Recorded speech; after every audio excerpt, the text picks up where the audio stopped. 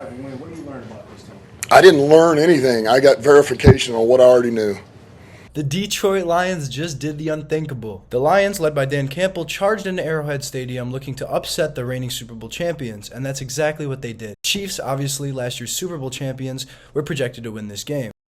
The Lions were one of the hottest teams at the end of the year in 2022. They started out their season 1-6, but finished at an impressive 9-8 clip. This obviously gave the NFL enough confidence to schedule them as the first game of the season, prime time, Thursday Night Football against the reigning Super Bowl champion Kansas City Chiefs. The Chiefs would come up short in this game, 20-21. Obviously, there were a lot of mistakes on both sides.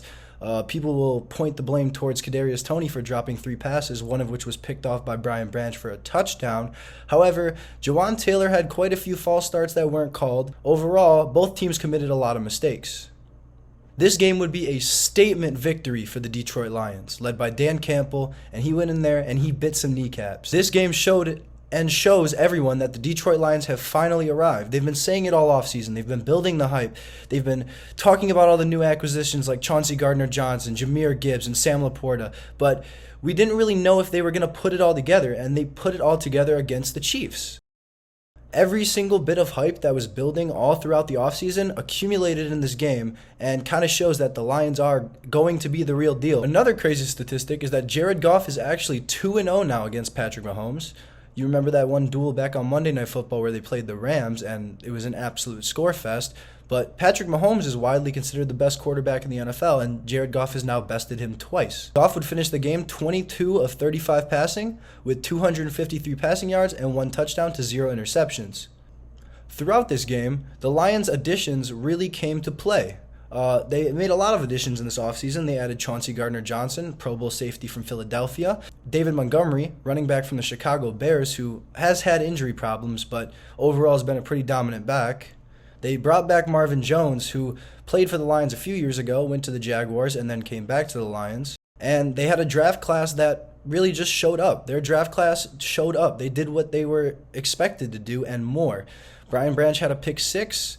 Sam Laporta caught all 5 of his passes, and Jahmyr Gibbs looked straight explosive. David Montgomery was the lead back for the game. He rushed 21 times for 71 yards and a touchdown, which eventually gave the Lions the win. Jahmyr Gibbs had 7 carries for 42 yards, and fellow rookie Sam Laporta caught all 5 of his receptions for a total of 39 yards.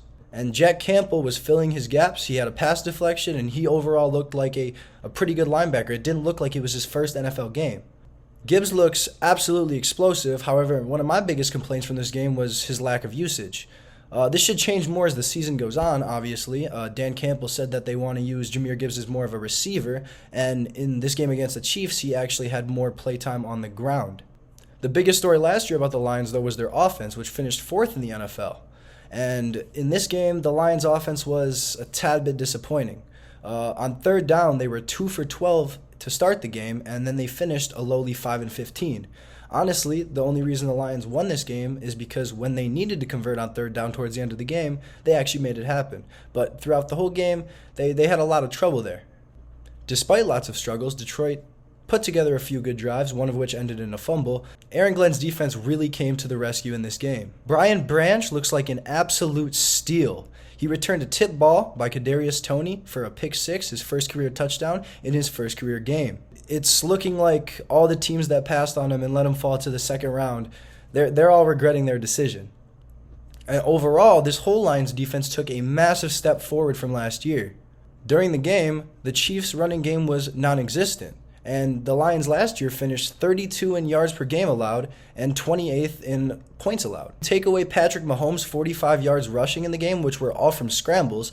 The Chiefs' running backs had 45 yards on 17 carries, and they averaged a lowly 2.6 yards per attempt. Holes everywhere on the defense and was arguably the worst in the league. They absolutely took the running game away from the Chiefs. The Chiefs had no running game whatsoever, and if the receivers for the Chiefs weren't playing terrible, the Lions would have probably won that game by more points. But obviously, the Chiefs receivers, Sky Moore and Kadarius Toney, had multiple drops, which definitely helped the Lions out a little bit.